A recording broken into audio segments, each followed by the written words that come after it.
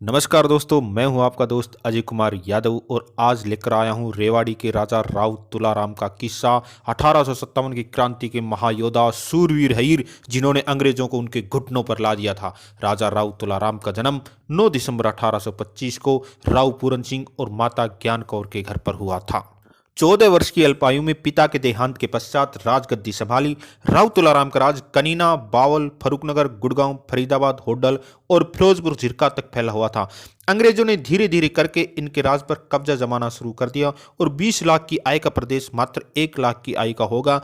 अंग्रेजों की इन हरकतों से राव तुलाराम का खून खोल उठा और वे सही मौके की तलाश करने लगे। राव तुलाराम के चाचा राव कृष्ण गोपाल मेरठ में कोतवाल के पद पर थे। वहां उन्होंने गुप्त सैनिक समितियों का गठन किया तथा क्रांति के प्रतीक रोटियां बांटनी प्रारंभ की। राव तुलाराम ने भी क्रांति का प्रतीक रोटियां बांटनी रेवाड़ी के गांव-गांव के अंदर प्रारंभ कर दी। जब 10 मई 1857 को विद्रोह भड़क उठा और 11 मई 1857 को बहादुर शाह जफर को दिल्ली का सम्राट घोषित कर दिया गया। राव तुलाराम ने 500 सैनिकों की छोटी सी सेना के साथ 17 मई 1857 को रेवाड़ी तहसील पर कब्जा कर लिया। सरकारी इमारतों पर कब्जा कर लिया गया। इन्होंने अपना हेडक्वार्टर रामपुरा गांव को बनाया गया तथा रामपुरा के किले के अंदर तोपे, गोले, बारूद इकट्ठी की जाने लगी। गोपाल देव को अपनी सेना का प्रधान सेनापति बनाया। रेवाड़ी के लोगों से दान और कर्ज लेकर इन्होंने 5000 मजबूत लोगों की एक सेना इकट्ठी की। इसी समय दिल्ली के अंदर हालत गंभीर होते चले गए थे और उधर से राव तुलाराम ने अंग्रेजों की नाक में दम कर दिया। दिल्ली के मुगल बादशाह की सहायता के लिए भी इन्होंने अनाज और कुछ पैसा भेजा था। इधर 14 सितंबर को दिल्ली के मुगल बादशाह बहादुर शाह जफर को कैद कर लिया गया। दिल्ली के पतन के बाद हालात विकट होते चले गए थे। इधर अंग्रेजों ने 2 अक्टूबर 1857 को ब्रिगेडियर सोवर्स के नेतृत्व में एक सेना राव तुलाराम का दमन करने के लिए भेजी। सोवर्स ने पटौदी के मार्ग से रेवाड़ी के रामपुरा किला पर आक्रमण किया। रामपुरा किले में ही सारा तोपखाना, बारूद और धन जमा। राव तुलाराम ने गुर्रिल्ला युद्ध पद्धति के द्वारा अंग्रेज सेना को पीछे हटने पर मजबूर कर दिया। राज परिवार तथा खजाने को सुरक्षित निकालकर शेखावाटी के किला मलीसिसर में पहुंच गए। वहां राजा राव साहब ने शेखावाटी के क्रांतिकारियों को संगठित किया और 1 नवंबर 1857 को नारनौल शहर पर अधिकार कर लिया। 5 नवंबर 1857 को दोबारा रेवाड़ी पर अधिकार कर लिया तथा नारनौल को अपनी राजधानी घोषित कर दिया। इसके पश्चात राव तुलाराम ने कानोड़ किला जो जिला महेंद्रगढ़ हरियाणा में स्थित है उस पर अधिकार कर लिया। राव तुलाराम की असाधारण सफलता और वीरता ने अंग्रेजों को भयभीत कर दिया और दिल्ली विजय का उत्साह उनका ठंडा होगा।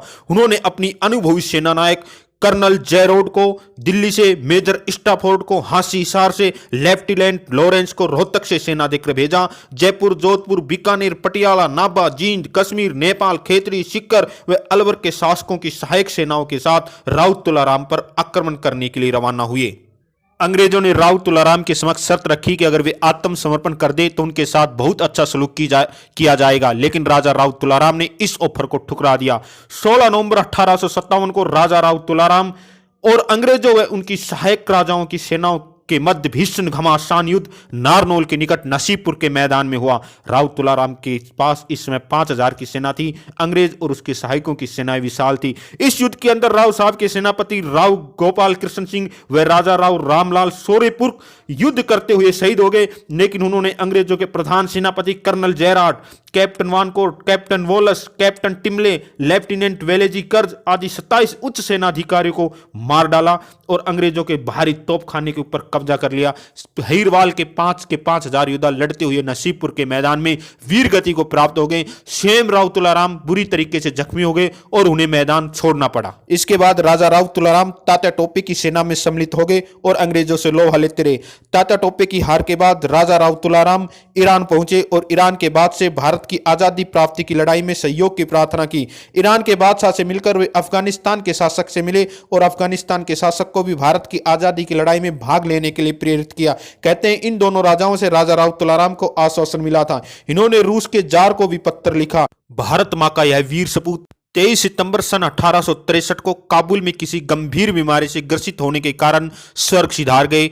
हम सब भारतीयों को राजा राव तुलाराम पर गर्व है। प्रिय मित्रों, वीडियो कैसा लगा लाइक करें, चैनल को सब्सक्राइब करें और कमेंट करें। इसी प्रकार अपने भाई को सपोर्ट करते रहें। जय हिंद, जय भारत।